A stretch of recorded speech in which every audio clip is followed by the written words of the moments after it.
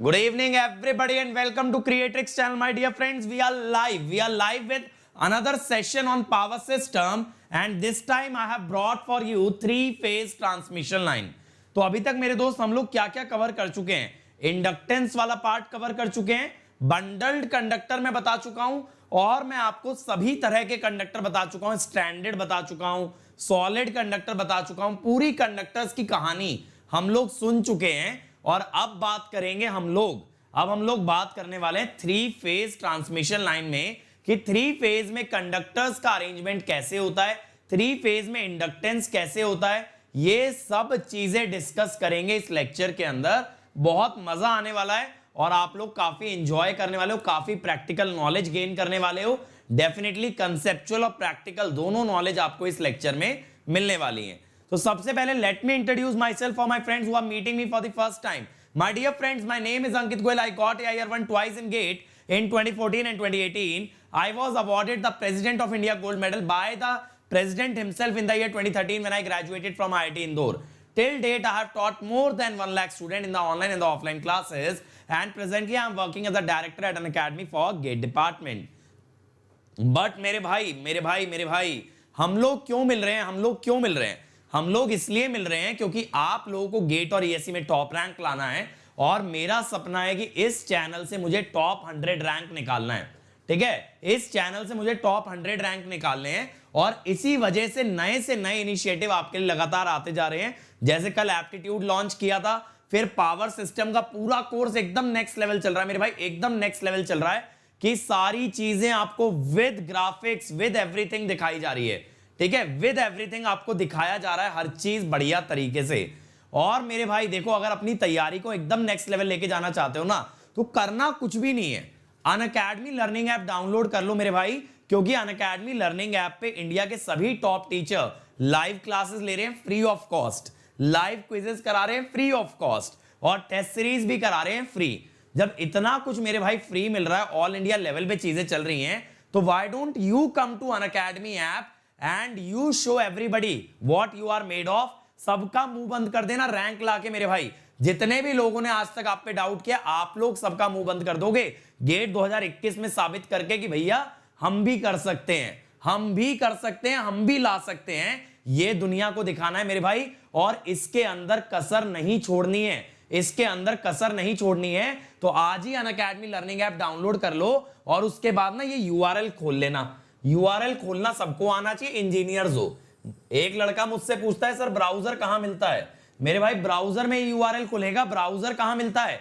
Browser मिलेगा Google Chrome या internet explorer को ब्राउजर कहते हैं। और मेरे भाई यहां मिलेंगी मेरी सारी क्लासेस का भंडार मिलेगा, जिसमें मैंने जो क्लासेस ले ली हैं वो भी सब्जेक्ट बाय सब्जेक्ट मिल जाएंगे। जिनको पावर सिस्टम की जल्दी है, यहां काफी पावर सिस्टम पढ़ा है मेरे भाई, स्टेबिलिटी पढ़ा है, ट्रांसमिशन, डिस्ट्रीब्यूशन, प्रोटेक्शन सब पढ़ा है, तो पावर सिस्टम यहां भी देख सकते हो। और जो आने वाली है मेरे भाई, वो आपको मिलने वाली है यहां पर अपकमिंग। अभी मैं पावर इलेक्ट्रॉनिक्स के पीवाईक्यू करा रहा हूं स्पेशल में डेली 12:30 बजे। अगले हफ्ते से पावर सिस्टम के पीवाईक्यू स्टार्ट कर रहा हूं, पावर सिस्टम के पीवाईक्यू कराऊंगा मेरे भाई, तो आना मत भूलना। डेली 12:30 बजे आओ, मेरे साथ खुद प्रीवियस ईयर क्वेश्चन लगाओ, और जब मैं खुद AIR1 होके आपको प्रीवियस ईयर लगवाऊंगा ना, तो एकदम नेक्स्ट लेवल पे लगवाऊंगा सारे सवाल। डाउट बचेगा ही नहीं, डाउट बचने की चांस ही नहीं बचेगा। ठीक है, अब देखो इसके अलावा अगर प्लस पे आते हो तो और मजे वाली बात है। प्लस पे क्यों मजे वाली बात है भैया? लाइव क्लास यहां भी मिल रही है, वहां भी मिल रही है, स्पेशल पे भी मिल रही है। अरे सर लाइव क्लास लेके मरेंगे थोड़ी मेरे भाई, लाइव क्लास के अलावा बहुत कुछ मिल रहा है। क्या मिल रहा है? डेली प्रैक्टिस पेपर, घर जाओ क्वेश्चन लगाओ, हर संडे टेस्ट, अपने आप को जज करो कहां खड़े हो बैच के अंदर। इसके अलावा टेस्ट सीरीज अलग से है, क्वेश्चन बैंक अलग से मिल रहा है, crash course, rank improvement batch, doubt solving, सारी चीजें मिलेंगी मेरे भाई प्लस के अंदर। तो प्लस के अंदर अगर एक मेहनती बच्चा आ जाए, एक अच्छा बच्चा आ जाए, तो मैं नहीं मानता रैंक ना आने का कोई चांस है। और मेरे भाई सबसे बड़ी बात है, आपको बता रहा हूं मैं, प्लस का प्राइस इंक्रीज होने वाला है, तो आज ही अंकित ESE कोड लगा के ज्वाइन कर लो, क्योंकि मेरे भाई बहुत जल्द इंक्रीज हो जाएगा, और बाद में मैं हेल्प नहीं कर पाऊंगा। मैं पहले आपको इन्फॉर्म इसीलिए करके चल रहा हूं। और आइकॉनिक पे आओगे तो और मजा आएगा। क्यों मजा आएगा सर? यहां मिलेगी थ्योरी की बुकलेट, यहां मिलेगा क्वेश्चन बैंक, यहां मिलेगा कोच, कोच क्या करेगा, आपको पूरा बताएगा कहां पे क्या पढ़ना है, कितना छोड़ना है, कितना सॉल्व करना है और कितने बजे उठना है, कितने बजे सोना है, पूरा रूटीन। और आपके ये भी देखेगा टेस्ट में नंबर कहां कट रहे हैं, ताकि आपको ये बताए कैसे इंप्रूव करना है और साथ लग के आपके इंप्रूव भी कराए। जब इतना डेडिकेटेड एक गेट या ईएससी रैंकर आपके साथ काम करेगा ना, तो आप अपने कॉन्फिडेंस में बूस्ट देखोगे, आप अपने मार्क्स में बूस्ट देखोगे। तो इसके लिए पर्सनल कोच आपको मिलेगा मेरे भाई, और ये पर्सनल कोच आपको अनअकैडमी खुद असाइन करता है।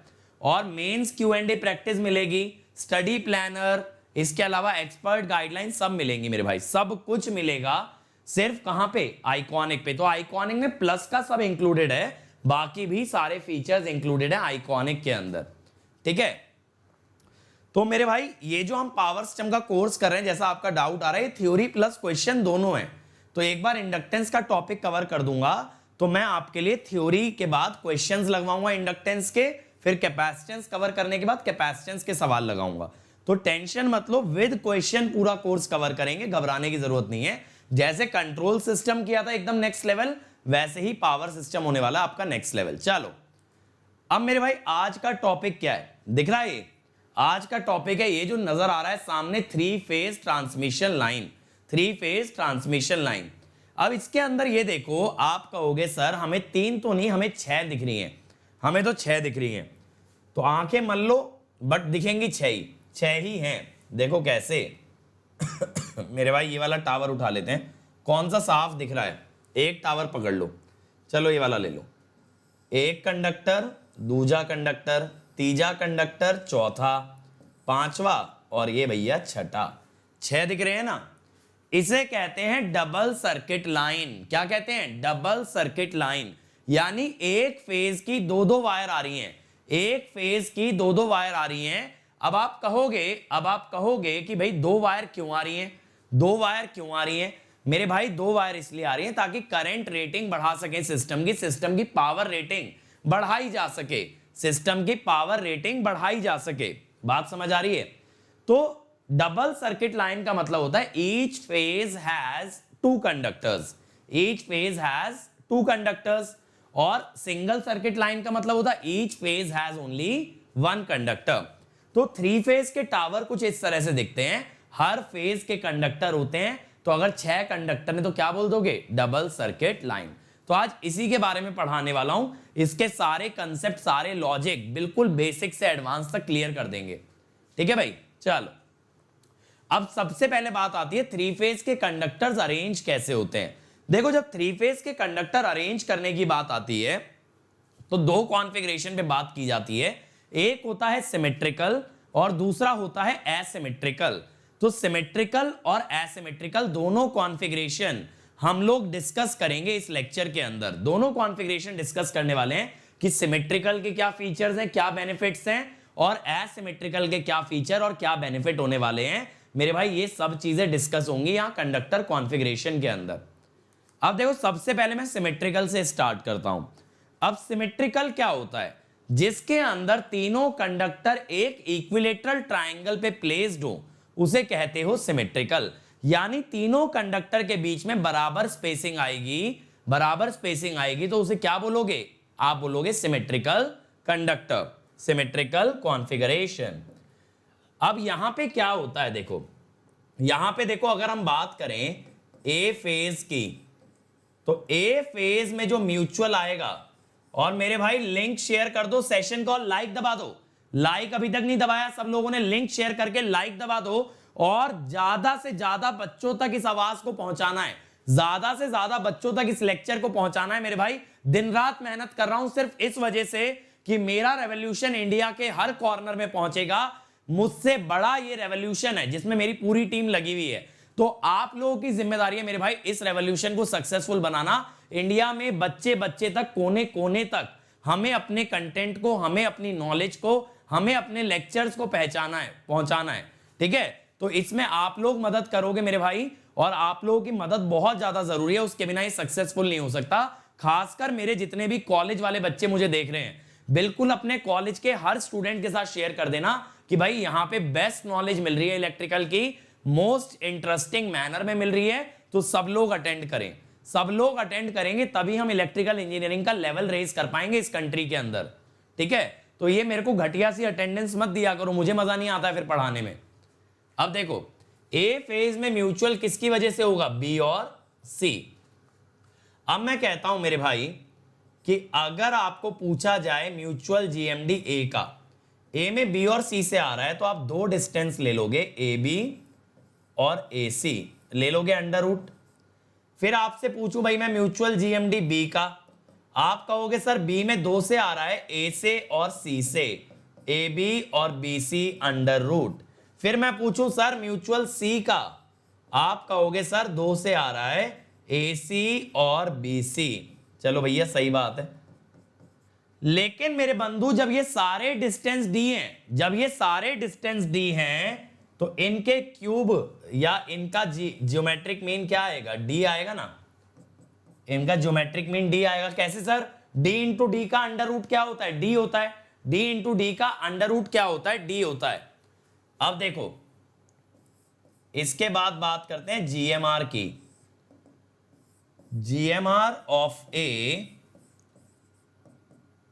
अगर तीनों का रेडियस बराबर है तो GMR of B, GMR of C कितना सर, कितना मेरे भाई, आर डैश।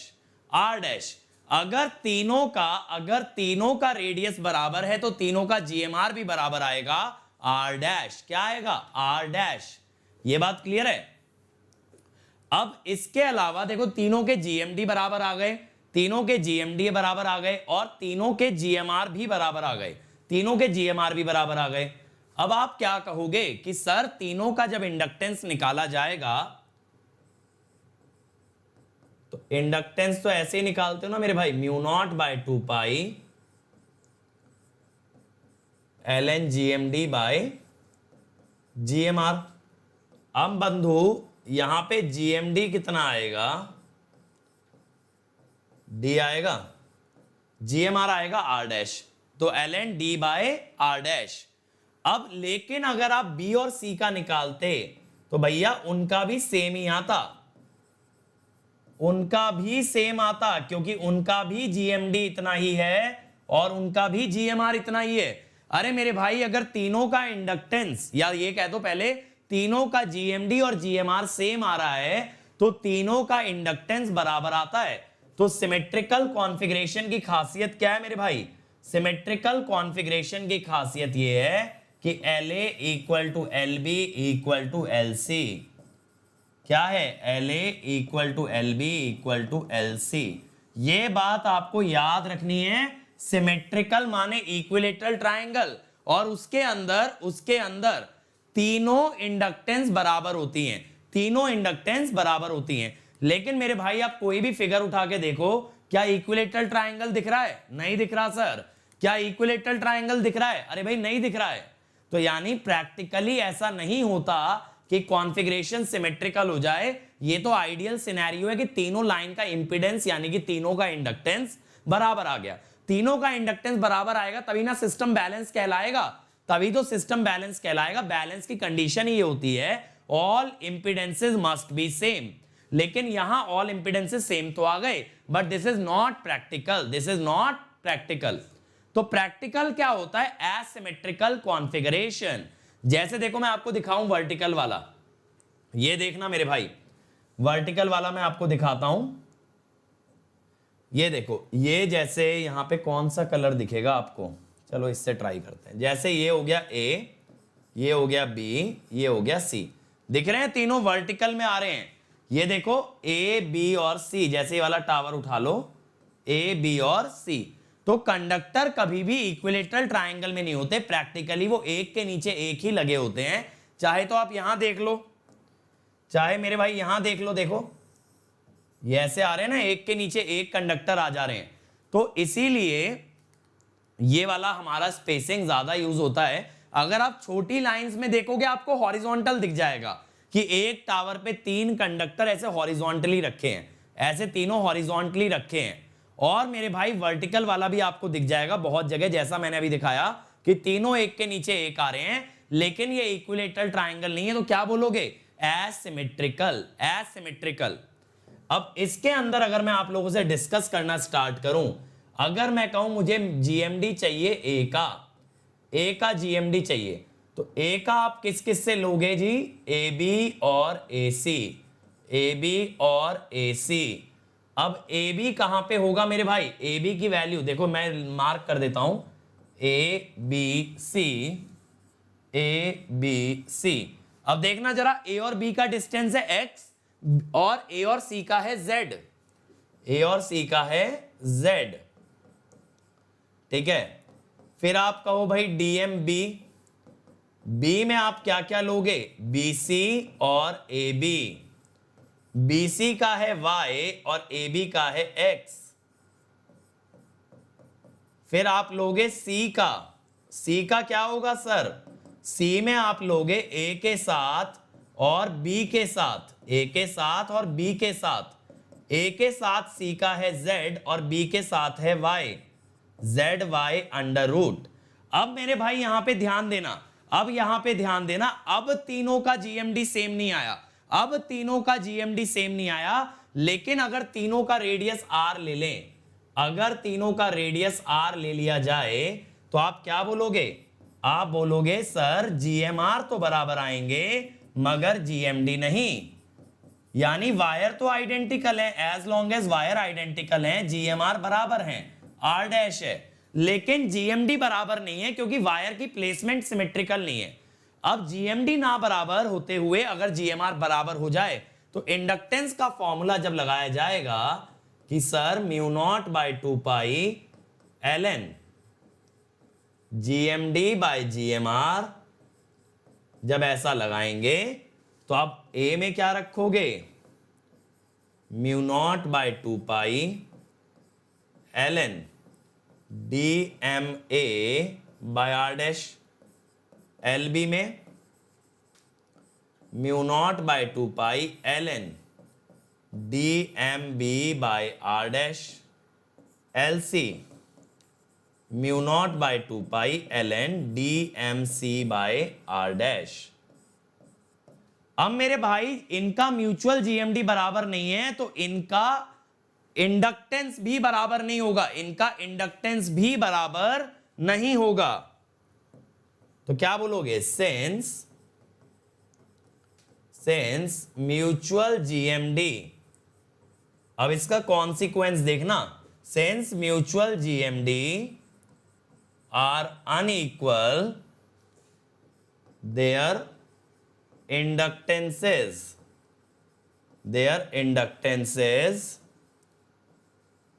are also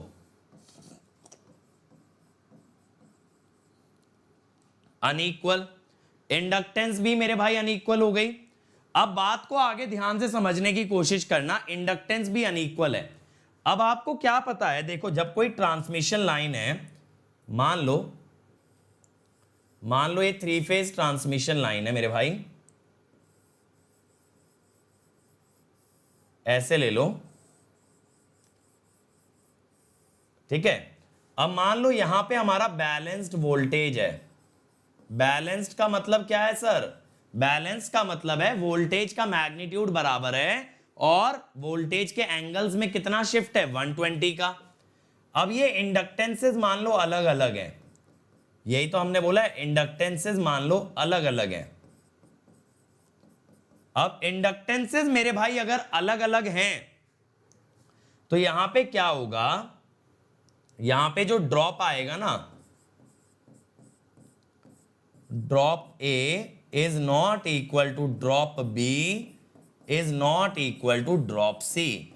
भाई अगर इंपिडेंस अनइक्वल है तो वोल्टेज का ड्रॉप भी तो अलग आएगा। भैया भेजी सेम वोल्टेज, ड्रॉप अलग अलग हुआ, ड्रॉप अलग अलग हुआ, तो यहां पे क्या मिलेगी? यहां पे क्या मिलेगी मेरे भाई? अनबैलेंस्ड। तो मैं क्या बोल रहा हूं कि एसिमेट्रिकल कॉन्फ़िगरेशन का ड्रॉबैक, एसिमेट्रिकल का ड्रॉबैक क्या है? Unbalanced receiving end voltage. कि सेंडिंग एंड पे सेम भेजा, सब कुछ बढ़िया किया, फिर भी रिसीविंग एंड पे क्या मिला? अनबैलेंस्ड। क्या मिला? अनबैलेंस्ड।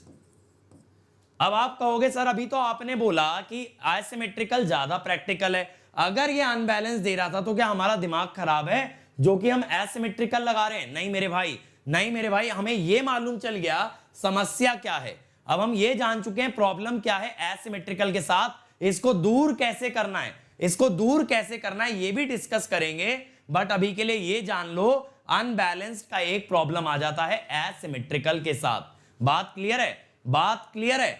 अब देखो कुछ लोग ऐसा पूछ रहे हैं क्या बंडलिंग यूज होती है? बिल्कुल होती है, थ्री फेज के अंदर भी बंडलिंग यूज होती है। कुछ पूछ रहे हैं सर कंडक्टर कौन सा लगेगा? मेरे भाई स्टैंडर्ड ही लगेगा, यहां भी कुछ फर्क नहीं है, बस एक फेज की जगह तीन फेज आ गए। बंडल्ड कंडक्टर यहां भी लगेगा, स्टैंडर्ड कंडक्टर यहां भी लगेगा, सब कुछ सेम चलेगा। ठीक है, ये पॉइंट क्लियर हो गया सबको कि अगर बीच की इंपीडेंस अलग अलग होगी तो सेम वोल्टेज भेजने के बावजूद पहुंचेगी अलग अलग वोल्टेज। अब आते हैं रेडियो इंटरफेरेंस पे। अब ये रेडियो इंटरफेरेंस क्या होती है? आप ये फिगर देखो, यहां पे क्या दिख रहा है? ये टावर है, इसमें देखो ये हॉरिजॉन्टल कॉन्फ़िगरेशन दिख गया मेरे भाई, देखो ये दिख गया हॉरिजॉन्टल कॉन्फ़िगरेशन, ये दिख गया ना, ये तीनों कंडक्टर हॉरिजॉन्टल हैं। और देखो यहां से कनेक्शन लेके ये ट्रांसफार्मर से सिंगल फेज सप्लाई निकाल दी, एक वायर से कनेक्शन लेके खंबे पे छोटे छोटे गोल गोल डब्बे देखे सिलेंडर, ये ट्रांसफार्मर होते हैं। तो ये ट्रांसफार्मर ने स्टेप डाउन करके 240 वोल्ट की यहां से सप्लाई दे दी। लेकिन मेरा पॉइंट ये नहीं था, मेरा पॉइंट ये था कि नीचे ये देखो, नीचे क्या लिखा है? फोन एंड केबल टीवी, कि भैया जिस टावर पे तुम्हारी पावर लाइन जाती है उसी टावर पे नीचे फोन की और केबल की लाइन भी जाती है। ठीक है, केबल की लाइन भी उसी से गुजरती है। अब क्या होता है, देखो जब पावर लाइन है बहुत हाई करंट कैरी करती है, 100 एम्पियर, 200 एम्पियर, 500 एम्पियर, तो ये फ्लक्स भी बनाएगी भाई, मैग्नेटिक फील्ड बनाएगी, तभी ना इंडक्टेंस की बात करते हैं। अब ये मैग्नेटिक फील्ड या मैग्नेटिक फ्लक्स जो बनाती है वो इस टेलीफोन या केबल टीवी की वायर में जाके टकराता है, केबल टीवी की वायर को जाके कट करता है। अब ये फ्लक्स ऑल्टरनेटिंग होगा। क्यों ऑल्टरनेटिंग होगा?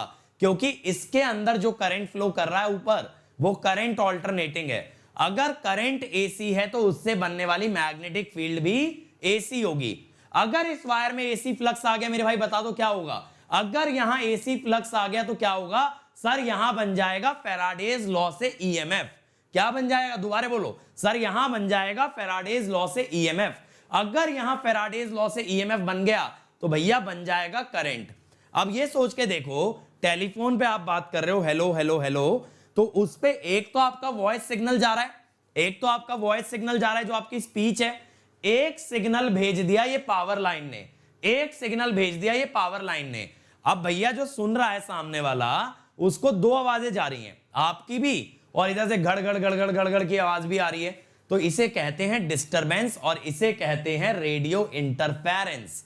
क्या कहते हैं? Radio interference. अगर आप में से कोई भी टेलीफोन में लैंडलाइन का यूज किया है तो आपको पता होगा डिस्टरबेंस क्या होती है। आपने सुना होगा कभी ना कभी लैंडलाइन में डिस्टरबेंस आते हुए, और वो डिस्टरबेंस आती है due to EMF induced by the power line. तो इस सेक्शन में मेरे बंधु मेरा ऑब्जेक्टिव क्या है? मेरा ऑब्जेक्टिव ये पता लगाना है कि ये टेलीफोन लाइन के अंदर कितना ईएमएफ बनेगा, कितना इंटरफेरेंस आएगा फ्रॉम द पावर लाइन, ये मैं जानना चाहता हूं। How much interference will the power line cause in the telephone line. ठीक है, तो देखो मैंने ये लिखा है, the flux produced by power line links the telephone conductor and induces an EMF. The EMF induced interference with the signal carried by the telephone line.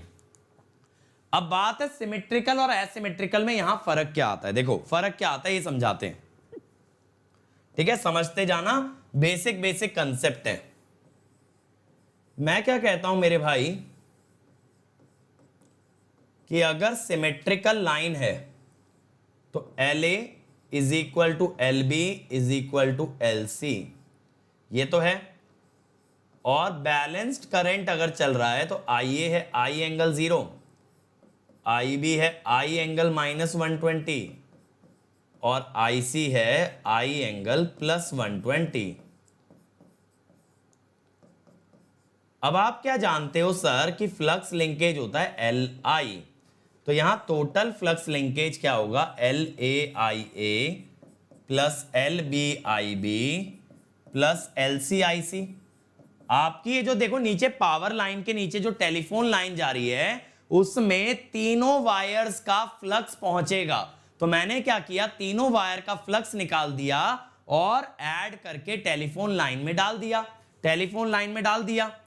अब यहां LA LB और LC तो L है। अब मेरे भाई जब करंट बैलेंस जोते हैं तो तीनों करंट का सम आता है 0, तो साई इज इक्वल टू 0, तो EMF इंड्यूस्ड विल बी 0। यानी कि सिमेट्रिकल में डिस्टरबेंस नहीं आती है, सिमेट्रिकल में डिस्टरबेंस नहीं आती है, बात समझ रहे हो? Symmetrical does not cause any disturbance. और मेरे भाई मुझे ये मत बताओ कि इंग्लिश में पढ़ाना या हिंदी में, इंग्लिश में ही पढ़ा के देख लिया, तुम लोग कितना साथ देते हो, that also I know. When I teach in English, hardly 100 students are there. When I teach in Hindi, 300 students are there. And you guys tell me, sir, please teach in English so that more students can benefit. My dear friend, I only ask one thing from you, that is attendance. And you guys are not even able to give attendance and you keep on asking for more and more new initiatives. ठीक है? तो आप लोगों को नए initiatives तो चाहिए, लेकिन बदले में अगर हम ये कहते हैं कि ये initiatives ज़्यादा बच्चों तक पहुंचाने हैं तो आप वो भी करके राजी नहीं हो कैसे भी। एक चीज सोच के देखो ना मेरे भाई, हम लोग तो मतलब जितना कर सकते हैं उससे ज्यादा कर रहे हैं। अगर मैं ऑनेस्टली आज आपको बताऊं, ये मेरा आज का 5वां या 6ठा फ्री लेक्चर है एक दिन का। तो अगर मैं इतनी मेहनत कर रहा हूं मेरे भाई, तो बदले में ये कहना कि भाई ज्यादा से ज्यादा क्राउड तक हमारी आवाज पहुंचाओ, ज्यादा से ज्यादा बच्चों को सेशन में लेके आओ, शेयर करो, तो इसमें गलत क्या है? अब आप लोगों की डिमांड कभी खत्म नहीं होती। मतलब अभी देखो मैं पावर इलेक्ट्रॉनिक्स पढ़ाया था, पहले मशीन के लेक्चर आए तो पावर इलेक्ट्रॉनिक्स की बात आई, पावर इलेक्ट्रॉनिक्स आया तो पावर सिस्टम की बात आई, अब पावर सिस्टम आ गया तो पावर इलेक्ट्रॉनिक्स के मैराथन की बात आ रही है, मशीन्स के मैराथन की बात आ रही है। मशीन का क्रैश कोर्स करा रहा हूं तो मशीन का मैराथन भी चाहिए, ठीक है, मशीन का मैराथन भी चाहिए। अब मेरे भाई ये बताओ ना, इस चीज का एंड कहां है? ये सब हो जाएगा तो सर क्वेश्चन सीरीज भी करा दो, सर टेस्ट सीरीज भी करा दो। मेरे भाई जितना कर सकते हैं ना, आप ये मान के चलो हर फैकल्टी ओवरवर्कड है इस टाइम पे, इतना काम कर रहे हैं ना, डेली के 7-7 8-8 घंटे के क्लासेस लगा रहे हैं टीचर्स, इतना तो डेली क्लास ले रहे हैं हर टीचर। तो आप जानते भी नहीं हो गले की जो हालत हो जाती है, आप समझ रहे हो, गले की ना वाट लग जाती है सुबह से इतनी क्लासेस लेने पे। आज की मेरी लाइव क्लास 8 घंटे की है, लाइव क्लास 8 घंटे की, अब आप समझ रहे हो। और आज रात को आपके लिए एक अच्छी चीज क्या है, जैसे ये लेक्चर ओवर होगा 10:30 बजे, इंजीनियरिंग पाठशाला पे मैं एक एनिमेटेड वीडियो डाला हूं आज, और वो आप 10:30 बजे देख पाओगे। That is construction of 3 phase transformer, और मजा आ जाएगा, लिटरली मजा आ जाएगा आपको। भाई मैं अपनी पूरी जान झोंक दिया हूं, बस आप ट्रस्ट रखो और मेरे भाई इस चीज को फैलाते रहो, इस चीज को फैलाते रहो। क्योंकि देखो आपकी जब अटेंडेंस दिखती है ना मुझे सामने स्क्रीन पे, तो मेरा मोटिवेशन लेवल ऐसा होता है, मतलब अगर मैं 10 घंटे भी काम किया हूं ना तो और 2-3 घंटे काम करने की एनर्जी आ जाती है। लेकिन आप लोगों को तो क्या लगता है, आप लोग अपना बेनिफिट देखते हो कि सर हम बाद में देख लेंगे। अरे भाई बाद में तो देख लोगे, कोई दिक्कत नहीं है, लेकिन भाई मेरी मोटिवेशन का क्या होगा ये भी तो समझो। आप लोग मुझे मोटिवेट करोगे तभी तो मैं आपको मोटिवेट कर पाऊंगा, तो मेरी एनर्जी हाई रहना भी तो बहुत जरूरी है मेरे भाई। रात के 10 बजे अगर मैं लेक्चर ले रहा हूं और सुबह 7 बजे से पढ़ा रहा हूं, बीच में बिना रेस्ट किए सुबह 7 बजे से पढ़ा रहा हूं, तो मेरी एनर्जी के लिए यार इतना तो तुम लोगों को करना चाहिए, that you should share as much as possible. English में भी पढ़ा रहे हैं, हिंदी में भी पढ़ा रहे हैं, तेलुगु में भी पढ़ा रहे हैं, तेलुगु का भी चैनल डाल रखा है। अब मेरे भाई इसके बाद सर ये ऐसे नहीं, ये वाला हिंदी में दे दो, हिंदी वाला बच्चा आके कहता है सर जो इंग्लिश में पढ़ा है वो हिंदी में दे दो, इंग्लिश वाला कहता है सर जो हिंदी में पढ़ा रहे हो वो इंग्लिश में दे दो। अरे भाई एक इंसान क्या क्या करेगा बताओ, सोचने वाली बात है ना। अब पावर इलेक्ट्रॉनिक्स इंग्लिश में पढ़ाया तो कुछ बच्चे इसीलिए नहीं देख रहे कि सर जब हिंदी में आओगे तब हम ये हिंदी में पढ़ लेंगे पावर इलेक्ट्रॉनिक्स, और जो हिंदी में पढ़ा रहा हूं वो तो चलो इंग्लिश वाले समझ ही नहीं सकते तो वो देख ही नहीं रहे। अब बताओ क्या करें, इस प्रॉब्लम का कोई सल्यूशन है? मेरे भाई अकेला चैनल है जिसने पिछले 5 महीने में कंप्लीट गेट सिलेबस आपको लाके दिया है, ठीक है। चलो अब एसिमेट्रिकल में आ जाते हैं। मेरे भाई मैं तो दोनों लैंग्वेज में कंफर्टेबल हूं, लेकिन क्या होता है ना, जो ज्यादा कन्वीनियंट होती है और जो ज्यादा इंटरेक्टिव होती है वो हिंदी ही होती है, ठीक है, इंग्लिश में एकदम प्रोफेशनल लेक्चर जाएगा, लेकिन इंग्लिश के अंदर हम लोगों का जो है ना इंटरेक्शन नहीं हो पाएगा, ये चीज जान लेना। हिंदी के अंदर इंटरेक्शन लेवल, क्योंकि मेरी नेचुरल लैंग्वेज है, मेरी मदर टंग है, तो मेरे लिए हिंदी ज्यादा कन्वीनियंट है। इंग्लिश में I am very very proficient, but I am not that comfortable in interacting, I am not that comfortable in making you laugh, in cracking jokes, nothing like that is easy in English for me, okay? But yes, teaching is fine for me in English, but then the lectures become very monotonous when I teach in English. चलो आ जाओ, asymmetrical पे आते हैं। अब मेरे भाई यहां LA, LB और LC बराबर नहीं थे, सही बात है सर, बराबर तो नहीं थे। अब यहां अगर आप IA ले भी लोगे ना बैलेंस्ड, IA ले भी लोगे बैलेंस्ड, तब भी मेरे भाई कुछ नहीं होने वाला। क्यों नहीं होने वाला कुछ भी? क्योंकि इंडक्टेंस तो बराबर है नहीं, तो आप इंडक्टेंस कॉमन तो निकाल पाओगे नहीं, तो यहां फ्लक्स लिंकेज नॉन जीरो आता है। समझे मेरी बात? यहां पे L कॉमन नहीं आएगा,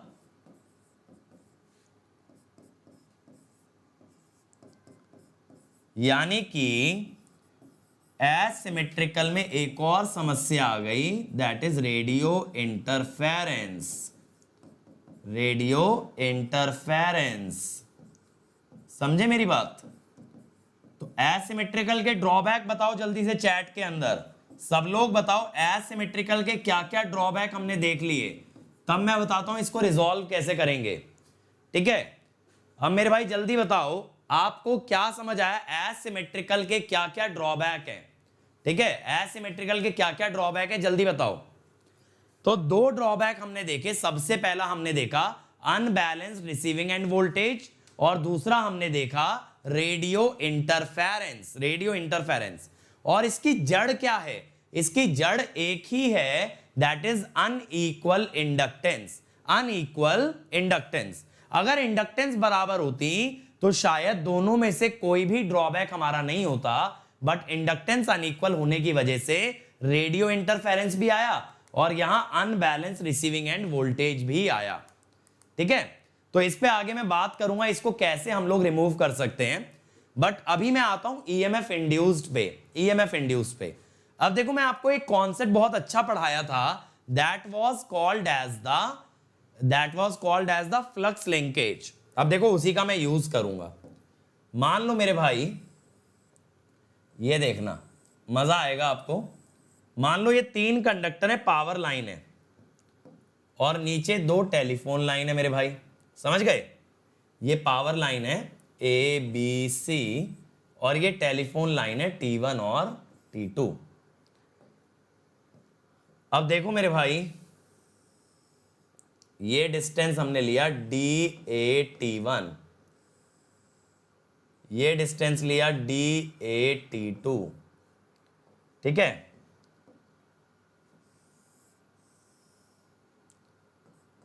और जितना मैं आपको बताऊं ना, आप लोगों ने तो जितना डिमांड नहीं किया होगा उससे ज्यादा तो हम लोग दे चुके हैं। ये भी कभी सोच के देखना, इतना तो आप लोगों ने इमेजिन भी नहीं किया होगा कि इतना कंटेंट मिल सकता है। पता है हमसे क्या बोला जाता था जब हम लोगों ने स्टार्ट किया था ना, कि देने नहीं वाले हैं पूरा कोर्स, बेवकूफ बना रहे हैं। हर बच्चा यही कहता था कि बेवकूफ बनाया जा रहा है, यहाँ पूरा कंटेंट नहीं मिलेगा। और अब मेरे भाई इस चैनल को खोल के देख लो, सारे सब्जेक्ट हैं कि नहीं है, है ना? अब देखो मेरे भाई, देखो मेरे भाई, अब यहां क्या करना है, यहां पे बात को समझना। मैं कहता हूं मुझे ईएमएफ चाहिए ये टेलीफोन कंडक्टर में, मुझे ये ईएमएफ चाहिए कि टेलीफोन कंडक्टर में कितना ईएमएफ गया है। उसके लिए मैं क्या करूंगा, मैं पहले ये पता लगाऊंगा कि टेलीफोन लाइन में कितना फ्लक्स है। एक बार वो फ्लक्स का मुझे आइडिया लग गया तो then I will get to know how much is the EMF. अब फ्लक्स लिंकेज का तो मेरे भाई मैं आपको कॉन्सेप्ट बता चुका था। क्या बताया था मैंने? μ0/2π। ये कॉन्सेप्ट हम देख चुके थे, याद करो। ये बंडल्ड कंडक्टर में भी यूज किया है, याद है? ये कॉन्सेप्ट था ना, इसी कॉन्सेप्ट से हम लोग निकालेंगे फ्लक्स लिंकेज T1 में। T1 में देखो तीनों की वजह से निकालनी है, तो μ0/2π तो कॉमन रहने दो, यहां ना करंट एज फेजर डलते हैं। आइए ए से T1 का डिस्टेंस प्लस IB, समझ आ रही है ना ये डेरिवेशन, B से T1 का डिस्टेंस प्लस IC, C से T1 का डिस्टेंस। ये ध्यान रखना सारे करंट फेजर फॉर्म में डलेंगे। अब ऐसे ही आप निकाल सकते हो मेरे भाई लैम्डा T2, लैम्डा T2। अब यहां क्या लिखोगे, आइए फिर A से T2 का डिस्टेंस कितना है, DAT2, IB ln 1/DBT2 plus IC ln 1/DCT2। ठीक है भाई, ये आ गया फ्लक्स लिंकेज। ठीक है, ये फ्लक्स लिंकेज आपके पास आ गया। अब मैं कहता हूं मेरे भाई कि ईएमएफ कैसे निकालोगे, ईएमएफ कैसे निकालोगे। अब आप कहोगे सर ईएमएफ आ जाएगा फ्लक्स लिंकेज के डेरिवेटिव से। बिल्कुल सही बात है, बिल्कुल सही बात है। अगर फैराडेज लॉ लगाया जाए या अगर लेंज लॉ लगाओ तो माइनस और लगा लो, यही तो करोगे। लेंज लॉ के बाद आप माइनस और लगा लोगे। अब इसके अंदर आप क्या करोगे, अगर मान लो आप फ्रीक्वेंसी डोमेन में चले गए तो याद करो फोरियर ट्रांसफॉर्म डेरिवेटिव का क्या करता है, उसे जे ओमेगा बना देता है। डेरिवेटिव का क्या करता है, उसे जे ओमेगा बना देता है। ऐसा भी लिख सकते हो। अब आप कहोगे सर इसका क्या मतलब है, देखो जो आप मशीन में करते हो ना 4.44 FN फाई, ये वही है 4.44 FN फाई है। यहां माइनस जे क्या बता रहा है, माइनस जे ये बता रहा है EMF lags lambda by 90 degree. यही तो मशीन में ट्रांसफॉर्मर का कंसेप्ट है, यही तो ट्रांसफॉर्मर का कंसेप्ट है मेरे भाई। अब आप इसके अंदर मेरी बात पे ध्यान देना, मेरी बात पे गौर करना थोड़ा सा, कि आपके पास जब दो कंडक्टर का फ्लक्स लिंकेज है तो आप दो कंडक्टर में ईएमएफ बता सकते हो। आप क्या कह सकते हो कि सर E1 हो जाएगा माइनस जे ओमेगा लैम्डा T1 और सर E2 हो जाएगा माइनस जे ओमेगा लैम्डा T2, ये हो जाएगा। बिल्कुल सही बात है, जेन्युइन बात कर दी आपने, मजा आ गया। ठीक है, मजा आ गया। अब मैं पूछता हूं, लेकिन मुझे एक ही ईएमएफ चाहिए टेलीफोन लाइन का टोटल। टेलीफोन लाइन का टोटल कैसे निकालोगे, ऑप्शन है E1 plus E2, E1 into E2, E1 by E2, E1 minus E2। क्या करें, प्लस मल्टीप्लाई डिवाइड सब्ट्रैक्ट, क्या करना चाहिए जल्दी मुझे बताओ। दो ईएमएफ हैं आपके पास, मुझे क्या करना चाहिए। मैंने आपको ये बताया मेरे भाई, यहां E1 है, यहां E2 है, मुझे टोटल ईएमएफ चाहिए। मैं क्या करूं टोटल ईएमएफ के लिए, जल्दी बताओ। तो मैं ये कहता हूं बंधु कि total EMF is E1 minus E2। आप कहेंगे क्यों सर, क्योंकि मेरे भाई जब कभी वोल्टेज लेते हैं तो वोल्टेज पोटेंशियल डिफरेंस कहलाती है। ऐसा सोचो, इसका वोल्टेज E1 है, इसका वोल्टेज E2 है, तो दोनों के बीच में कितना वोल्टेज बना, E1 minus E2, E1 minus E2। समझ आई मेरी बात। अब देखो यहां से ये समझ आ गया कि फ्लक्सेस सब्ट्रैक्ट होते हैं, यहां से ये समझ आ गया फ्लक्सेस सब्ट्रैक्ट होते हैं। तो मैं लैम्डा निकाल लेता हूं पहले ही। अब देखना, जब फर्स्ट इक्वेशन में से सेकंड सब्ट्रैक्ट करोगे तो आइए वाली जो दो टर्म है क्या बनेगा, log A minus log B is log A by B, log A by B। और मेरे भाई ये EMF जो निकाला है हमने, ये टेलीफोन लाइन के करंट से इसका कोई वास्ता नहीं है। ये किसके करंट से बना है, पावर लाइन के। ये मत सोचना टेलीफोन लाइन का करंट सेम डायरेक्शन में गया तो EMF ऐड कर दें। अरे बंधु, टेलीफोन लाइन के करंट को तो मैं देख ही नहीं रहा, मैं क्या देख रहा हूं कि ऊपर टंगी पावर लाइन का कितना EMF इस टेलीफोन लाइन में आ रहा है, मैं ये देख रहा हूं। टेलीफोन लाइन का कंडक्टर का करंट नहीं देखा मैंने। ठीक है, अब देखो जब आप log A minus log B करोगे तो ये बनेगा log a by B, log a by B. ठीक है,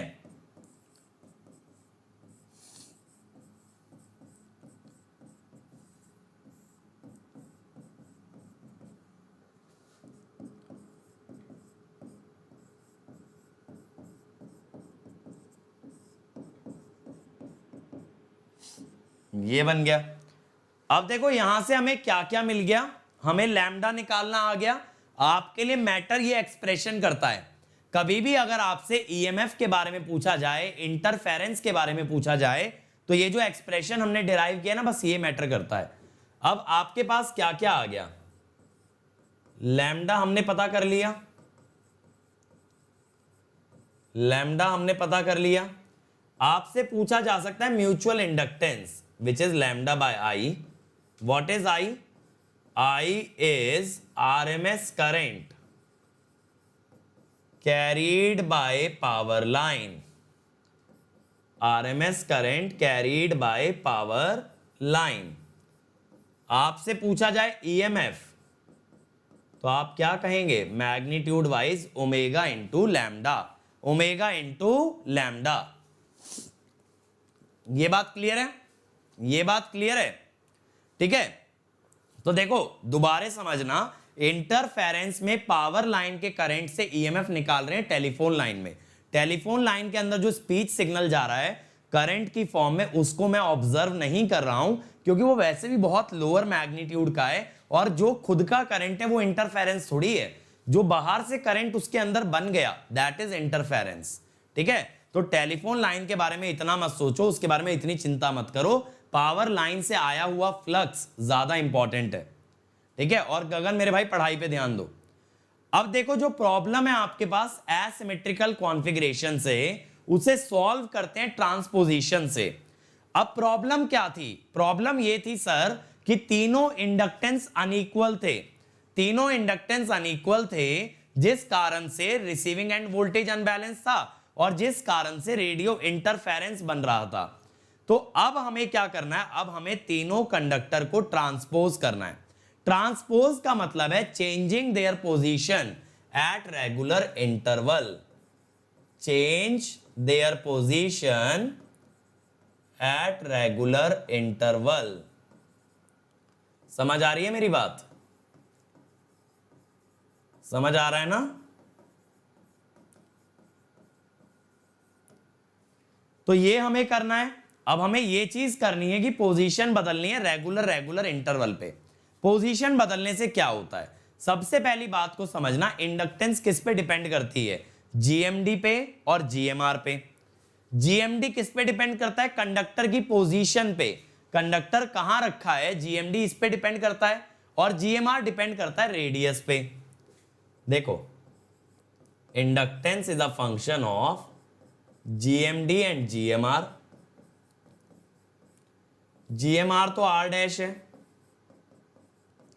and GMD depends on conductor position, conductor position. ठीक है, तो अगर मैं कंडक्टर की पोजीशन बदल दूं, अगर मैं कंडक्टर की पोजीशन बदल दूं मेरे भाई, तो आपका जीएमडी बदलेगा और आपका इंडक्टेंस बदलेगा। देखो जैसे ऊपर वाले कंडक्टर की इंडक्टेंस है 20, बीच वाले की 15, नीचे वाले की 22। समझ रहे हो, ये इंडक्टेंस इस बात का फंक्शन नहीं है ये ए का कंडक्टर है, बी का या सी का। ऐसा सोचो ये वायर है, ये बेचारा वायर क्या जाने आप इसमें ए लगाओगे, बी लगाओगे या सी लगाओगे, वायर तो वायर है। वायर की इंडक्टेंस इस बात से बिल्कुल इंडिपेंडेंट है कि आप कौन सा करंट उसमें फ्लो करा रहे हो। इंडक्टेंस कभी करंट पे डिपेंड नहीं करती। इंडक्टेंस तो एक कांस्टेंट होता है जो कि उस कंडक्टर के साथ एसोसिएटेड है। तो कंडक्टर की पोजीशन पे डिपेंड करती है इंडक्टेंस, ना कि उसके फेज पे कि उसमें ए जा रहा है, बी जा रहा है या सी जा रहा है। तो अब मेरी बात को ध्यान से समझना, जो भी कंडक्टर ऊपर रहेगा उसकी इंडक्टेंस 20 होगी, बीच वाले की 15 होगी, नीचे वाले की 22। अब ऊपर वाले को देखो आप यहां ले आए, बीच वाले को नीचे और नीचे वाले को ऊपर। तो अब नीचे वाले की हो गई ऊपर जाके कितनी 20, जो बीच में आया उसकी हो गई 15 और जो नीचे आया उसकी हो गई 22। फिर यही काम किया, फिर ऊपर वाले को बीच में, बीच वाले को नीचे, नीचे वाले को ऊपर, ऐसे ले गए। अब देखो ये जो ए वाला कंडक्टर था जिसका फ्लक्स 0 एंगल पे था, इसको पहले 20 मिली हेनरी का इंडक्टेंस मिला, फिर इसे मिला 15 का, फिर इसे मिला 22 का। देख रहे हो सीढ़ी की तरह जा रहा है ना, ऐसे। तो अगर मैं तुमसे ये भी कह दूं मेरे भाई मुझे बता दो फाई ए कितना आया होगा, तो आप कहोगे सर 20 आइए प्लस 15 आइए प्लस 22 आइए। तो अगर मैं ये कहूं कि इंडक्टेंस कितना आ जाएगा, तो आप कहोगे सर इंडक्टेंस आ जाएगा तीनों का एवरेज। ऐसा मत कहना तीनों का सम, क्योंकि पर यूनिट लेंथ लेते हैं ना, या अभी तो चलो तीनों का सम मान लो मिली हेनरी में है, तो कितना आ गया 35 और 22 57, ये आ गया ना इंडक्टेंस। इंडक्टेंस इतना आ गया, इंडक्टेंस पर यूनिट लेंथ की बात अलग है, इंडक्टेंस आ गया 57। लेकिन अगर आप बी और सी का भी देखोगे उनका भी सेम ही बनेगा 57। तो आ गया ना आपका बी और ए और सी तीनों बराबर, आ गए तीनों बराबर, आ गए भाई, आ गए भाई तीनों बराबर। ठीक है, तो तीनों इंडक्टेंस मेरे भाई बराबर आ गए अगर हम बार बार कंडक्टर की पोजीशन को बदलते जाएं। समझ आया कैसे बदलते हैं? ऊपर वाला बीच में जाता है, बीच वाला नीचे जाता है और नीचे वाला ऊपर जाता है। जब रेगुलर इंटरवल पे आप पोजीशन एक्सचेंज करते हो तो you get equal inductance of all the conductor. ठीक है, अब प्रैक्टिकली देखो कैसे होता है, मैंने यहां दिखाया भी है एक 3 फेज ट्रांसमिशन लाइन को कलर करके। देखो ये जो रेड में वायर आ रही है, ये दिख रही है, ऊपर से बीच में आ गई। अब ये देखो बीच वाली ग्रीन नीचे आ गई और जो नीचे येलो थी वो सबसे ऊपर चली गई। तो ये कहां पे एक्सचेंज किया जाता है? ये किया जाता है एक्सचेंज टावर पे, ये टावर पे ही होगा एक्सचेंज। ठीक है, तो जब ट्रांसमिशन लाइन डाली जा रही है, टावर से जोड़ी जा रही है, उसी समय पे ट्रांसपोजिशन करके डाल देंगे ताकि बार बार पोजीशन एक्सचेंज होती रहे। लेकिन ये हर टावर पे नहीं करना पड़ता, ऐसा हर टावर पे जरूरत नहीं है, हर कुछ किलोमीटर में हमें ऐसा करना पड़ेगा। ठीक है, हर कुछ किलोमीटर में हमें ऐसा एक्सचेंज करना पड़ेगा, नॉट एट एवरी टावर। चलो अब आते हैं अनबैलेंस करंट पे। अब मान लो लाइन सिमेट्रिक है या तुमने ट्रांसपोज कर दिया, मान लो तुमने ट्रांसपोज करके तीनों इंडक्टेंस बराबर कर दी, तो अब मैं क्या मान रहा हूं कि तीनों इंडक्टेंस बराबर हैं। लेकिन मैं कह रहा हूं मेरे भाई कि अब तीनों करंट अनबैलेंस्ड हैं, अब तीनों करंट अनबैलेंस्ड हैं। अब क्या हो, अब तीनों करंट अनबैलेंस हैं। तो देखो अनबैलेंस करंट में जब हम फॉल्ट पे जाएंगे ना तो सिमेट्रिकल कंपोनेंट पढ़ाऊंगा। तो सिमेट्रिकल कंपोनेंट क्या कहता है? अनबैलेंस करंट को 3 सीक्वेंस में तोड़ा जाता है, पॉजिटिव, नेगेटिव और जीरो, पॉजिटिव, नेगेटिव और जीरो। अब पॉजिटिव वाला जो सीक्वेंस है वो बैलेंस्ड होता है, उसका सम 0 आता है। नेगेटिव वाला भी बैलेंस्ड होता है, उसका सम भी 0 आता है। लेकिन मेरे भाई ये जो जीरो सीक्वेंस है ना, ये खतरनाक है। जीरो सीक्वेंस में क्या होता है? तीनों करंट का फेज एकदम सेम होता है, तीनों का मैग्नीट्यूड भी सेम होता है। देखो पॉजिटिव सीक्वेंस जो होंगे उसमें 120 का शिफ्ट होगा, मैग्नीट्यूड बराबर लेकिन शिफ्ट कितना? 120, तो तीनों का सम आया 0। नेगेटिव में भी ऐसा ही होगा, मैग्नीट्यूड बराबर लेकिन शिफ्ट 120, फिर भी सम कितना आया? 0। लेकिन जीरो सीक्वेंस में क्या होगा? मैग्नीट्यूड बराबर और उनका एंगल भी बराबर, तो अब तीनों का सम 0 नहीं आएगा। तो क्या होता है? देखो जीरो सीक्वेंस ऐसा होता है, same magnitude and same angle. तो अब देखो अगर आप फ्लक्स लिखोगे ना, LA IA 0, LB IB 0, LC IC 0, LA LB LC तो L आ गया, IA 0 IB 0 IC 0 भी बराबर थे,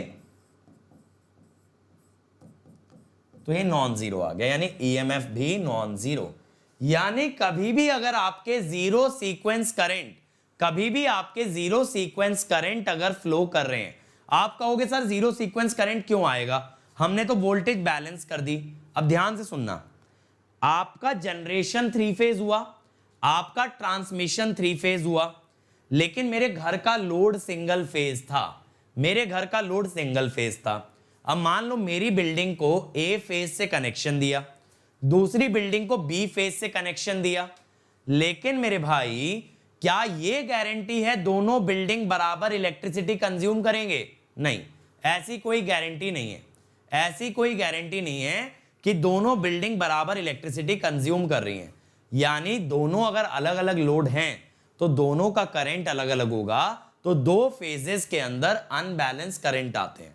तो ये बात समझना, जनरेटर तो बैलेंस ही भेजता है, लोड पे भी बैलेंस पहुंचता है, लेकिन ये लोड जो है इसे हम कंट्रोल नहीं कर सकते। मैं इस बिल्डिंग में बैठ के बाजू वाले को ये नहीं कह सकता भाई मेरा एसी चल रहा है तू भी चला वरना अनबैलेंस हो जाएगा, ऐसा मैं नहीं कह सकता। तो मेरे भाई लोड जो है इंडिपेंडेंट है। अभी मैं लाइट बंद करना चाहूं मेरी मर्जी है, मुझे ऐसा तो नहीं आएगा कि बिजली ऑफिस से कॉल आ जाएगा इलेक्ट्रिसिटी डिपार्टमेंट से कि सर आपने ऑफ क्यों कर दिया, हमारा तो सिस्टम अनबैलेंस हो गया। नहीं, लोड इंडिपेंडेंट है, जितना मर्जी आएगा उतना लोड डालेंगे। तो लोड कभी भी बैलेंस नहीं होता practically, load is always unbalance, और लोड अनबैलेंस होने से करंट हो जाता है अनबैलेंस। एक इलेक्ट्रिकल सिस्टम का टोपोलॉजी समझो, वोल्टेज बनाता है जनरेटर, वोल्टेज बनाता है जनरेटर और करंट लेता है लोड। समझ रहे हो? जैसे जनरेटर एक बैंक है, बैंक अपने आप पैसा नहीं देगा, बैंक में पैसा मांगना पड़ेगा, जितना मांगोगे उतना ही मिलेगा। वो ये नहीं कहेगा मेरे भाई अब तुम 10,000 रुपए विड्रॉ करने आए हो, अरे भाई 20 ले जा, चल कोई नहीं 20 ले जा, ऐसा नहीं होता। अगर उसने 10 मांगे हैं तो बैंक वाला 10 ही देगा। यानी अगर जनरेटर से 100 एम्पियर करंट मांगा है ना लोड ने, तो जनरेटर 100 ही देगा। Generator does not decide the current, load decides the current. The source only decides the voltage, the load decides the current. तो लोड अनबैलेंस होने से करंट अनबैलेंस होते हैं, और करंट अनबैलेंस होने से आती है रेडियो इंटरफेरेंस। फिर आप ट्रांसपोजिशन कर लो, फिर आप सिमेट्रिकल ले लो, कुछ भी कर लो, कुछ भी कर लो, अगर करंट बैलेंस नहीं है तो रेडियो इंटरफेरेंस आएगा ही आएगा। समझ आया? और अनबैलेंस में भी कौन से करंट से? अनबैलेंस के भी जीरो सीक्वेंस से, जीरो सीक्वेंस से मेरे भाई, समझे? सिर्फ जीरो सीक्वेंस। पॉजिटिव सीक्वेंस बराबर, पॉजिटिव सीक्वेंस ऐड होके जीरो हो जाते हैं, नेगेटिव सीक्वेंस ऐड होके जीरो हो जाते हैं, लेकिन जीरो सीक्वेंस ऐड होके जीरो नहीं होते। अब ऐसे ही देखो, जब कोरोना होता है, कोरोना क्या करता है, फ्लक्स की वेवफॉर्म को डिस्टॉर्ट करके थर्ड हार्मोनिक बनाता है। ध्यान से सुनना, corona distorts the flux waveform to create third harmonic. Third harmonic, तो थर्ड हार्मोनिक जब बनता है तो it is a zero sequence harmonic. Third harmonic is a zero sequence harmonic, so it will also cause radio interference.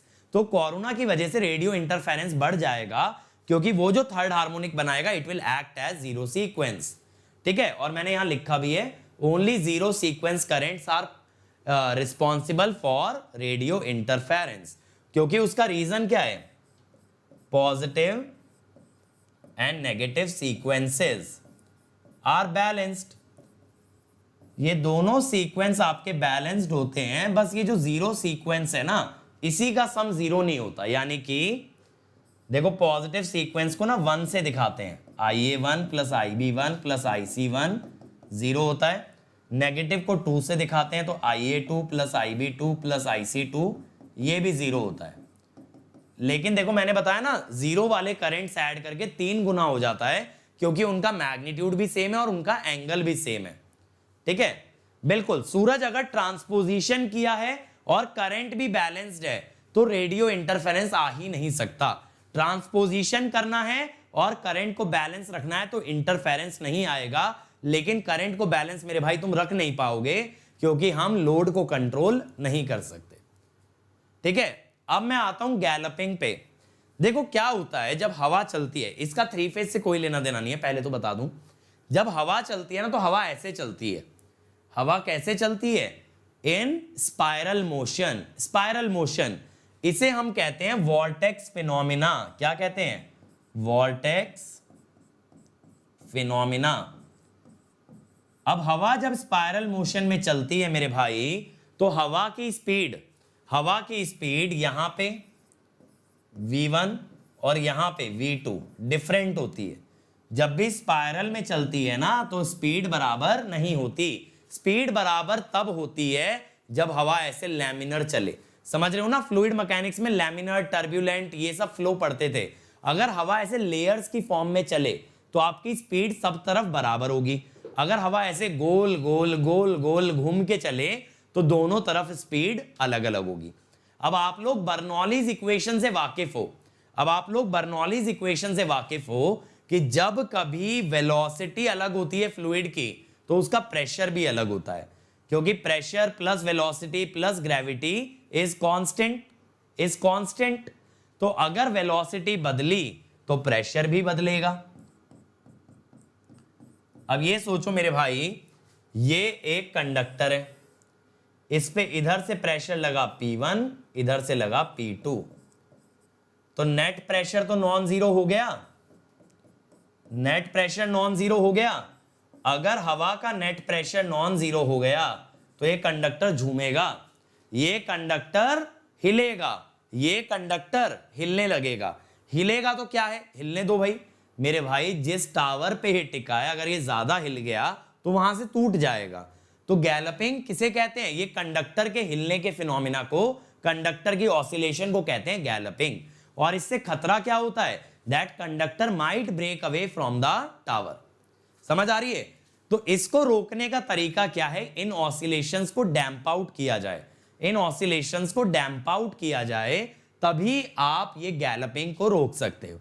अब damping देने के लिए आपने देखा होगा ऐसे छोटे छोटे हैंडल लगे रहते हैं। देखा है कभी टावर के पास ये छोटे छोटे हैंडल लगे होते हैं। क्यों टावर के पास ही, क्यों सर? टावर के पास मेरे भाई इसलिए क्योंकि टूटने का खतरा तो यहीं से है। अगर यहां ज्यादा स्विंग आया तो टूटेगा तो टावर से ही। तो टावर के पास डैम्पिंग देना जरूरी है, टावर के पास डैम्पिंग देना जरूरी है। तो इसीलिए डैम्पिंग देने के लिए लगाते हैं stock bridge damper. Stock bridge damper. अब देखो स्टॉक ब्रिज डैम्पर ऐसा होता है, ये मैंने दिखाई है ट्रांसमिशन लाइन, ये है क्लैंप, और डैम्पिंग देने के लिए, इनर्शिया देने के लिए ये मास लगा हुआ है। ये जो पार्ट है ना, ये वाला जो पार्ट है ये मास है।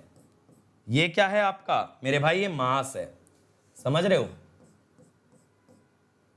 ये जो चमक रहा है ना ये वाला पार्ट आपका मास है। तो ये मास क्या करेगा, ये इनर्शिया बढ़ा देगा। इनर्शिया अगर बढ़ गया तो ऑब्वियसली आपका ऑसिलेशन कम हो जाएगा, क्योंकि जितनी हैवी चीज है उतना कम ऑसिलेट करती है। Heavy things oscillate lesser as compared to lighter things. बात समझ गए। ये स्टॉक ब्रिज डैम्पर में ज्यादा डिटेल में नहीं जाऊंगा कि इसका फ्री बॉडी डायग्राम बना के एनालिसिस करूं, वो सब नहीं। बस बेसिक सी बात समझो, it increases the inertia, it reduces the oscillation, जिससे कंडक्टर टूटने के चांसेस कम हो जाते हैं। तो दैट इज गैलपिंग। एक बार ईएस के अंदर क्वेश्चन भी आया था कि गैलपिंग क्यों होता है, तो उसका आंसर क्या होगा, due to vortex phenomena of the wind. Due to vortex phenomena of the wind. समझ गए ना सब लोग। तो इसकी फ्रीक्वेंसी बहुत कम होती है, 1 से 2 हर्ट्ज होती है, बहुत ज्यादा नहीं होती है। मैं लिख देता हूं आपकी इसकी oscillation frequency is 1 to 2 hertz. ठीक है, ज्यादा नहीं होती है, बट टूटने का खतरा सबसे मेजर है। ठीक है भाई। अब देखो मेरे भाई, आज के लिए इतना ही था। अब नेक्स्ट लेक्चर में हम क्या करेंगे, अब हमारा 3 फेज भी हो गया। अब मैं आपका इंडक्टेंस खत्म कराऊंगा, इंडक्टेंस वाला पार्ट खत्म करके फिर उसके क्वेश्चन देखेंगे। ठीक है। अब देखो, आपको अगर गेट ईएससी में टॉप रैंक लाना है तो बहुत जरूरी है आप इस यूआरएल पे जाओ, क्योंकि यहां पे ना मेरी बहुत सारी फ्री क्लास पाओगे। जैसे अभी मैं डेली 12:30 बजे क्लास लेता हूं, पावर इलेक्ट्रॉनिक्स के PYQ कराता हूं, और अभी पावर इलेक्ट्रॉनिक्स के बाद में पावर सिस्टम के भी कराऊंगा। सिंस पावर सिस्टम पढ़ा रहा हूं तो साथ साथ लगा लेना सवाल, तो उससे क्या होगा, आपकी ग्रिप और अच्छी हो जाएगी और आपको अलग से टाइम नहीं देना पड़ेगा, मेरे साथ लगा लेना। अब जो भी क्लासेस आगे होने वाली हैं वो मिल जाएंगी अपकमिंग में, और जो हो चुकी हैं वो सब्जेक्ट वाइज फोल्डर में मिल जाएंगी। अब मेरे भाई देखो, अगर आपको ये लेक्चर पसंद आया तो एक कमेंट जरूर छोड़ के जाना, मुझे जरूर बताना आपको मजा आया कि नहीं आया, क्योंकि एक एक प्रेजेंटेशन प्रैक्टिकल बनाने के लिए मैं बहुत ज्यादा टाइम स्पेंड करता हूं। तो अगर आपको मजा आ रहा है तो बिल्कुल कमेंट में लिख के जाना कैसा लगा लेक्चर, अपना फीडबैक देके जाना, और लाइक दबाने में मत घबराना, लाइक बहुत जरूरी है, ठीक है। और प्लीज अपने कॉलेज में सब लोग शेयर कर दें, क्योंकि जितना शेयर करोगे मेरे भाई उतना मुझे भी पढ़ाने में ज्यादा मजा आएगा और मुझे भी अच्छा लगेगा कि मेरे स्टूडेंट्स एंजॉय कर रहे हैं और मेरे स्टूडेंट्स इस इनिशिएटिव को स्प्रेड कर रहे हैं। अब देखो मेरे भाई, अगर प्लस पे आते हो तो क्या मिलेगा, प्लस पे आओगे तो क्या मिलेगा, आपको मिलेगा daily practice paper, weekly quiz, test series, previous year question, question bank, crash course, rank improvement batch, doubt solving, सब मिलेगा सिर्फ 22,500 में। और मैं आपको बताऊं इसकी कॉस्ट बहुत जल्द बढ़ने वाली है, इसकी कॉस्ट बहुत जल्द बढ़ने वाली है। तो अभी के अभी कोड लगाओ अंकित ESE और जल्दी से अनअकैडमी पे आ जाओ, वरना बाद में लेट हो जाओगे, पछताओगे। आइकॉनिक पे आओगे तो देखो प्लस वाला तो सब कुछ मिलेगा ही मिलेगा, साथ साथ इन बच्चों को स्टडी मटेरियल एक्स्ट्रा मिलेगा, इन बच्चों को क्या कहते हैं इंटरव्यू गाइडेंस एक्स्ट्रा मिलेगी, इन बच्चों को पर्सनल कोच मिलेगा जो कि डे इन डे आउट इनके साथ काम करके इनकी तैयारी कराएगा, इनकी स्ट्रेंथ वीकनेस एनालाइज करेगा, टेस्ट एनालाइज करेगा, डाउट सॉल्व करेगा। तो वो कोच मिलेगा आइकॉनिक में। इसका 12 महीने का कॉस्ट है 4500 अगर आप कोड लगाते हो अंकित ESE। अंकित ESE से इमीडिएट आपको 10% मिलेगा डिस्काउंट, और साथ साथ मेरी गाइडेंस में आ जाओगे, और मेरी गाइडेंस में आ जाओगे तो बेहतरीन तरीके से तैयारी भी कर सकते हो। और आप पेमेंट कर सकते हो credit debit card, EMI, net banking, या फिर आप डेबिट कार्ड पे भी EMI ले सकते हो अगर फाइनेंशियली वीक हो। और अनअकैडमी बहुत जल्द एक लोन की स्कीम भी लाने वाला है, जहां पे जो बच्चे नहीं पे कर पाएंगे उनको अनअकैडमी खुद EMI प्रोवाइड करेगा। तो मेरे भाई इससे बड़ा रेवोल्यूशन बच्चों के लिए नहीं हो सकता। बस कोड याद करना मेरे भाई अंकित ESE। और जो भी आपका फीडबैक है प्लीज आप चैट में ना देके मुझे कमेंट्स में दो, क्योंकि चैट गायब हो जाती है, कमेंट वहीं के वहीं रहते हैं, और आपके कमेंट्स पढ़ने में, एक एक कमेंट पढ़ के मुझे बहुत अच्छा लगता है। तो अगर आप चाहते हो कि मेरे चेहरे पे एक स्माइल आ जाए पूरा दिन पढ़ाने के बाद, तो प्लीज कमेंट्स में देना, कमेंट्स में फीडबैक देना। तो आपको जो इस लेक्चर के नोट्स हैं वो अभी यहाँ पे मिल जाएंगे, ये टेलीग्राम चैनल पे। टेलीग्राम चैनल अपने ब्राउजर में ये लिंक डालना, सीधा मेरे चैनल पे आ जाओगे और मेरी एक भी क्लास मिस नहीं होगी। और ये मेरी अनअकैडमी प्रोफाइल है, ऐप डाउनलोड करके इसे फॉलो जरूर करना, ताकि आपको क्या मिलता रहे, फ्री कंटेंट मिलता रहे। और देखो आप कौन कौन से चैनल सब्सक्राइब कर सकते हो। इलेक्ट्रिकल जंक्शन, यहां मैं शॉर्ट वीडियोस डाल रहा हूं इंजीनियरिंग के कॉन्सेप्ट्स की, डेली एक वीडियो बना के डालता हूं। इंजीनियरिंग पाठशाला, यहां भरमार में एनिमेटेड वीडियो आने वाली है, अभी रात 10:30 बजे एक वीडियो आ गई होगी। ये चैनल टाइप करो, यहां पे जाओ और अभी जाके देखो 3 फेज ट्रांसफार्मर का वीडियो। फाउंडेशन पे फिजिक्स करा रहे हैं, आपका बेसिक कवर करके दे रहे हैं इंजीनियरिंग से पहले का। गेट क्वेश्चन पे प्रीवियस ईयर क्वेश्चन करा के दे रहे हैं, सब चीजों का वीडियो सोल्यूशन करा रहे हैं। और क्रिएट्रिक्स तो है ही मेरे भाई आपके लिए करता धरता, तो इस पे तो आपको सब्सक्राइब करना ही करना है। और SSC JEE, अगर JEE और AE एग्जाम की भी तैयारी करते हो, ठीक है, JEE AE एग्जाम का फुल सिलेबस है अनअकैडमी SSC JEE पे, ठीक है भाई। So thank you everybody for attending this session late night. Please watch that construction of 3-phase transformer on Pathshala. I have created that video myself. Please go and watch it and make sure you give your feedback to this video as well as you give your feedback to that video. आप feedback देते रहो मेरे भाई और देखते जाओ हम कितना मचाते हैं। जितनी मेहनत आप करोगे ना आपकी रैंक के लिए, आपसे ज्यादा मेहनत मैं करूंगा, समझ रहे हो। तो इतना मैं करके दूंगा आपको, लेकिन प्लीज शेयर करते जाओ, स्प्रेड करते जाओ और कमेंट्स में फीडबैक देते जाओ। जो 2-3 फीचर यूट्यूब ने दे रखे हैं ना, उनका भर के इस्तेमाल करो। और कुछ नहीं चाहिए आप लोगों से, एक पैसा नहीं चाहिए आपको एजुकेशन प्रोवाइड करने के लिए, लेकिन चाहिए क्या, सपोर्ट चाहिए। सपोर्ट कैसे करोगे, लाइक, शेयर, सब्सक्राइब और कमेंट, ये 4 चीजें, ये 4 चीजें कर दो मेरे भाई। और आपको मैं गारंटी दे रहा हूं, जो बच्चे कॉलेज में हैं उनको ऐसे लेवल पे पहुंचाऊंगा ना, जिस दिन ग्रेजुएट होंगे वो इंटरव्यूअर का मुंह बंद कर देंगे जवाब देके, ऐसे लेवल पे पहुंचा दूंगा। लेकिन आप लोग स्प्रेड करते जाओ, अपनी जिम्मेदारी मानो। हर इंडिविजुअल ये मान के चलो कि सर मेरी जिम्मेदारी है, मैं बनाऊंगा इस चैनल को। ये मेरा चैनल नहीं है मेरे भाई, ये तुम्हारा चैनल है, क्योंकि तुम्हारे कहने से यहाँ पे कंटेंट आता है, तुम्हारी डिमांड से कंटेंट आता है। तो मेरे भाई हम लोग तो वर्कर है, मालिक तो तुम हो, तो तुम्हारी जिम्मेदारी हमसे ज्यादा बनती है। तो बिल्कुल आप लोग शेयर करो और एक माहौल खड़ा कर दो कि क्रिएट्रिक्स जगह जगह फैल जाए। और ये चैनल सिर्फ और सिर्फ आपका है, जितना आप बोलोगे वो चीजें करके दूंगा। बढ़िया से बढ़िया टीचर लाके दूंगा, एप्टीट्यूड मांगा एप्टीट्यूड लेके आया हूं, और बहुत सारे इनिशिएटिव हैं, बशर्ते स्प्रेड करते जाना। ठीक है, thank you everybody, good night. Please go and watch the 3-phase transformer video on Pathshala. All the best.